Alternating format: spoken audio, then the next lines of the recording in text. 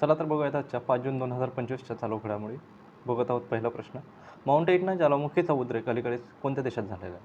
तर mount Etna युरोपमधला कसला आहे सगळ्यात जास्त ॲक्टिव्ह ज्वालामुखी आहे. युरोपमधला सगळ्यात जास्त ॲक्टिव्ह ज्वालामुखी आहे. ह्याचं काय झालेलं आहे? ह्याचा स्फोट झालेला आहे. आणि हा कुठं आहे? ह्याला काय म्हणतात? जाग्रत ज्वालामुखी म्हणतात. आणि हा कुठला आहे? एटना किंवा विसुवियस. एटना कुठला आहे? हा आहे इटलीचा. विसुवियस बी कुठला आहे? विसुवियस हा पण कुठला आहे? हा पण इटलीचाच आहे. त्यानंतर स्ट्रॉम्बोली कुठला आहे? स्ट्रॉम्बोली हा कुठला आहे? भूमध्य सागरातला स्तंभ म्हणलं जातं ह्याला. भूमध्य सागर. जपानचा फिजिओनामा आपण त्या दिवशीच बघितला होता. इक्वेडरचा कोणता? कोटोपॅक्सी. आपलं उत्तर काय झालं? इटली झालं. एटना कुठला आहे? इटली. एटना आणि विसुवियस हे कुठले लक्षात ठेवायचे? इटलीचे लक्षात ठेवायचे. पुढला प्रश्न. संयुक्त राष्ट्र महासभेच्या 80व्या सत्राच्या अध्यक्षपदी नुकतीच नियुक्त झालेल्या ॲना लेना बिअरबॉक कोणत्या देशाचे आहेत? ॲना लेना बिअरबॉक हे काय? युनायटेड नेशन ह्याला काय म्हणलं जातं? मिनी पार्लमेंट म्हणलं जातं. United nation general assembly. आणि ह्याचे अध्यक्ष किती वर्षासाठी असतो? 1 वर्षासाठी. ह्यालाच काय म्हणलं जातं? Mini parliament. ह्यांचा अध्यक्ष किती वर्षासाठी असतो? 1 वर्षासाठी असतो. ह्या अध्यक्षाची निवड कशी केली जाते? हे किती 193 युनोचे मेंबर आहेत त्यांच्यातनं काय केलं जातं? वोटिंग केली जाते. तर आता कोण झालेलं आहे? आता किती झालेलं आहे? 80व्या नंबरचे आहेत. आणि ह्या कुठल्या आहेत? जर्मनीचे आहेत. नाव काय आहे त्यांचं? ॲनालेना बेअरबॉक.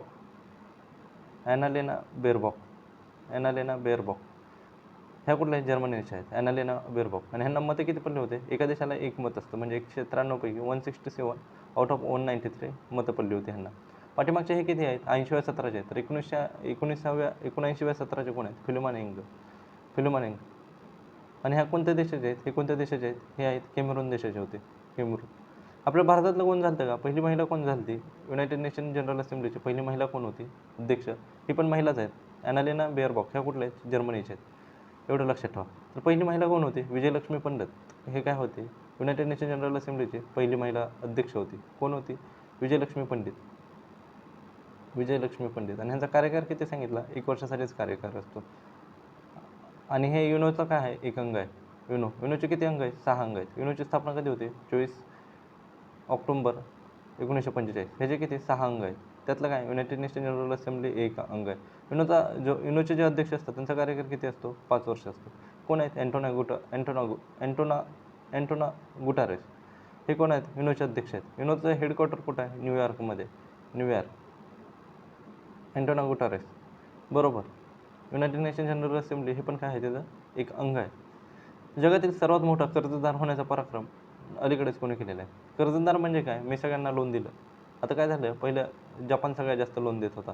आता जपानला पाठीमागे टाकून आता कोण गेलेलं आहे? जर्मनी गेलेलं आहे. जर्मनीनं काय केलेलं आहे? सगळ्या देशांना लोन दिलेलं आहे. आणि तो काय झालेला आहे? सगळ्यात जास्त लोन देणार झालेला आहे. त्यालाच काय म्हणतात? कर्जदार म्हणतात. कोण झालेलं आहे? जर्मनी झालेलं आहे. आणि कोणाला पाठीमागे टाकलं? जपानला टाकलं. हे पैसा म्हणजे सगळ्यात जास्त लोन कोणी दिलेलं आहे? तर जर्मनीनं दिलेलं आहे. एवढं लक्षात ठेवा. पहिलं कोण देत होतं? जपान. अलीकडे चर्चेत असलेल्या कुमारन भीम संवर्धन राखीव हा व्याघ्र मार्ग कशाशी संबंधित आहे? आता काय होतं? बोर आहे. त्यानंतर ताडोबा आहे. त्यानंतर तेलंगणामधले काय अभयारण्य हे व्याघ्र प्रकल्प आहे. इथं काय केलेलं आहे? इथं वाघ काय करतात? बोरमधनं ताडोबामधनं जातात. ताडोबामधनं खाली तेलंगणा जातात. तर काय केलं आहे आता? कुमारन भीम संवर्धन राखीव म्हणलं जाईल क्षेत्र. इथनं काय जाणार? टायगर काय करणार? वाघ आपला काय करणार? फ्री मुवमेंट करणार. खाली जाईल, खालचा वर येईल. तर हा कुठं चालू झालेला आहे? तेलंगणा आणि महाराष्ट्र यांच्या बॉर्डरवर चालू झालेलं आहे. तिथंच म्हणजे काय केलं जाईल? राखीव क्षेत्र केलं जाईल. इथनं वाघ म्हणजे येईल जाईल. आणि त्यालाच काय म्हणलं जाईल? कुमारन भीम संवर्धन राखीव क्षेत्र म्हणलं जाईल. आणि ह्या कोणत्या अंतर्गत हे क्षेत्र डिक्लेअर केलेलं असतं? तर वन्यजीव ॲक्ट अधिनियम कधीचा आहे? वन्यजीव 1972. आणि टायगर प्रोजेक्ट आपला ह्याच्याच कधी चालू झाला? 1973ला टायगर प्रोजेक्ट चालू झाला. तर कुठं चालू केलेलं आहे? कुमारन भीम संवर्धन राखीव हे तेलंगणा आणि महाराष्ट्र इथं चालू केलेलं आहे. भारतीय सैन्याने 2 शतकानंतर फिरोजपूर किल्ला अलीकडे जनतेसाठी कुठं खुला केलेला आहे? आता फिरोजपूर किल्ला हा काय होता? 1857ला इथं काय केलं होतं? शस्त्र साठा केला होता. कोणी? ब्रिटिशांनी केला होता. तिथनं काय होतं? हे ब्रिटिशाच्याच त्यानंतर हे काय झालं होतं? आपल्या भारतीय सेनेकडंच होतं. सेनेनं काय केलेलं आता? ह्याला ओपन केलेलं आहे. पब्लिकसाठी ओपन केलेलं आहे. हे काय आहे? सैन्य वास्तुकला आहे. एवढंच लक्षात ठेवा. सैन्य वास्तुकला. आणि हा कुठं आहे? पाकिस्तानच्या सीमेजवळ आहे. कोणत्या राज्यात? पंजाबमध्ये. पाकिस्तानच्या सीमेजवळ पंजाबमध्ये काय आहे? फिरोजपूर किल्ला आहे. आणि कोणी ओपन केलेला आहे? सैन्याने ओपन केलेलं आहे. आणि किती? 2 शतकानंतर केलेलं आहे. कुठं आहे हा? पंजाबमध्ये. अलीकडेच खीर भवानी मेळा कुठे आयोजित केला जातो? हे फक्त रागण्या माता एवढंच लक्षात ठेवा. रागण्या देवीला असतो आणि हा कुठं असतो? जम्मू आणि काश्मीरमध्ये असतो. खीर भवानी मेळा कुठं? रागण्या देवीसाठी असतो आणि कुठं? जम्मू काश्मीरमध्ये. एवढंच लक्षात ठेवा, बाकी काही नाही. ऑपरेशन सिंदूरला समर्पित सिंदूर मेमोरियल पार्क कुठे सुरू करण्यात आलेला आहे? सिंधू मेमोरियल पार्क हा कुठं हे करण्यात येणार आहे? तर हे सिंधुवन कुठं आहे? कच्छमध्ये. कच्छ म्हणजे कुठं? गुजरात. आणि हे कशाला समर्पित असणार आहे? ऑपरेशन सिंदूर कधी चालू केलं होतं? ऑपरेशन सिंदूर 7 मे 2025ला चालू केलं होतं. आणि किती?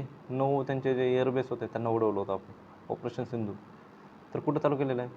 कच्छ कुठं? गुजरात. ह्यालाच काय म्हणलं जातं? व्हाईट डेझर्ट म्हणलं जातं, कच्छ. आणि इथं कोणती नदी येऊन हे होते? हे कुठं आहे? ह्याला काय म्हणतात? कच्छ म्हणतात. ह्याला काय म्हणतात? सौराष्ट्र म्हणतात किंवा काठियावाड म्हणतात. इथं काय? इथं हे ज्यावेळेस म्हणजे भारत वरती गेला तर हा भाग काय झालेला आहे? वरती उचललेला आहे. त्यामुळे इथं काय होता? पहिला कधी सागर होता.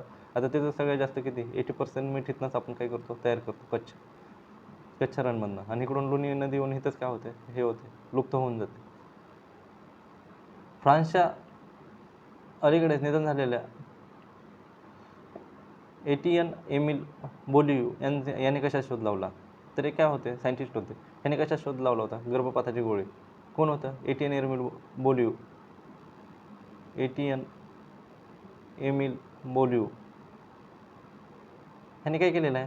ह्यांचा शोध होता. ह्यांनी शोध कशात लावला होता? ह्याने काय तयार केलं होतं? ह्याने केलं ते गर्भपात गोळी. आणि त्या गोळीचं नाव काय आहे असं पण विचारलं होतं? RU-486. आणि किती वर्ष आहे? 98व्या वर्षी यांचं निधन झालेलं आहे. कुठं? फ्रान्समध्ये. एवढंच लक्षात ठेवा. एटियन एमिल बोलिव्ह ह्यांचा संबंध कशाशी आहे? गर्भपाताची गोळी ह्यांच्याशी संबंधित आहे. एटियन एमिल बोलिव्ह गर्भपाताचे. आणि कोणते? RU-486. आणि ह्याच्यात कोणता कंपाऊंड असतो असं तर विचारलं तर कोणता असतो?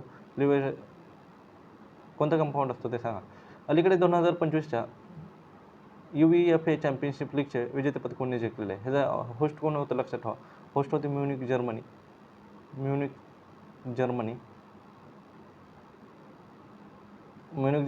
आणि जिंकले कोण? French club PSG. फ्रेंचचा क्लब होता PSG क्लब.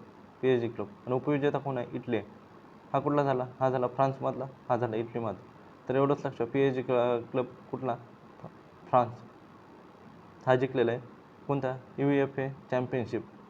आणि होस्ट कोण होतं? म्युनिक जर्मनी होता. आणि पुढलं काय एक लक्षात अजून ठेवा.